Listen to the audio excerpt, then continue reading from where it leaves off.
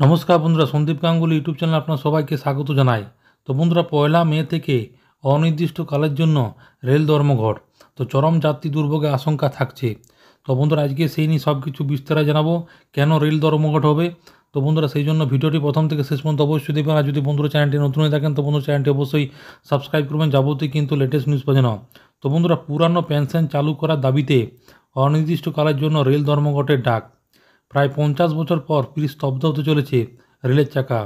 তো আগামী 1 মে থেকে শ্রমিক দিবসের দিন থেকে এই ধর্মঘট শুরু করার ডাক দিয়েছে রেলওয়ে মেন্স ফেডারেশন।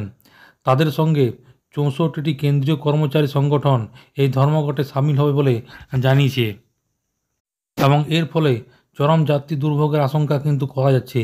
পুরনো পেনশন ফিরিয়ে আনার দাবিতে দীর্ঘদিন ধরে আন্দোলন চলছিল। এই বিষয়ে আন্দোলনের মেন্স ফেডারেশন সাধারণ সম্পাদক শিবগোপাল মিশ্র জানিয়েছেন, পুরনো পেনশন ফিরিয়ে আনার দাবিতে আন্দোলন চালাচ্ছিল জেএফআরওপিসিএস, এবং এ নিয়ে দিল্লিতে ধর্না মিছিল করা হয়েছিল। দাবিপত্র পেশের টাকাও কিন্তু নড়ানি কিন্তু কেন্দ্রের। জানা গিয়েছে যে আগামী 19 মার্চ ফের কেন্দ্রকে এ নিয়ে নোটিশ দেওয়া হবে। আশানুরূপ ফল না মিললে 1 মে থেকে অনির্দিষ্টকালের জন্য রেলসহ অন্যান্য কেন্দ্রীয় সংস্থাগুলি ধর্মঘট কিন্তু শুরু করবে।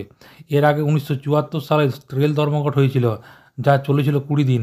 50 বছর পর ফির একবার রেলের চাকা জ্যামের সংখ্যা দেখা গিয়েছে। তো বন্ধুরা, আশা করি বুঝতে পারলেন। তো এইটাই ছিল ছোট্ট একটা আপডেট। ভিডিওটা ভালো লাগে বন্ধু, চ্যানেলটি অবশ্যই সাবস্ক্রাইব করবেন। মনে যদি বন্ধুরা কোনো কোয়েশ্চেন থাকে তো কমেন্ট বক্সে কমেন্ট করতে পারেন, নিশ্চয়ই সাহায্য করার চেষ্টা করবো। পরবর্তীকালে নতুন কোনো ভিডিও দেখা হবে। তো তখন বন্ধু সব ভালো থাকবেন, সুস্থ সাবধান থাকবে। সবাইকে অসংখ্য ধন্যবাদ।